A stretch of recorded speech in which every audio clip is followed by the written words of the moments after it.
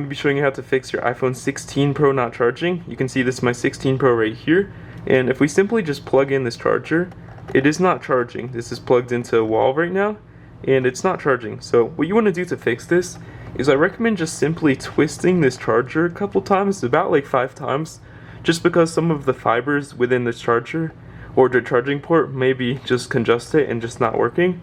And if that still does not work, what you want to do is I recommend just blowing simply into your charger holder. Just go and it should get some of the dust and debris out of it.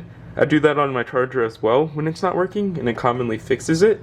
Or if your charger is just fried, like it's completely broken, like it's bent completely, you might just have to get a new charger. I know it's not a good case scenario to be in, but you can get one for pretty cheap on Amazon if it is not working. And I just recommend just cleaning out this charger port like so, just using like a tweezer or toothpick of some sort, or even a leaf blower. That's worked for some of my friends, and yeah, it'll fix your phone being unable to charge issue just like that. If you found this video helpful, leave a like down below.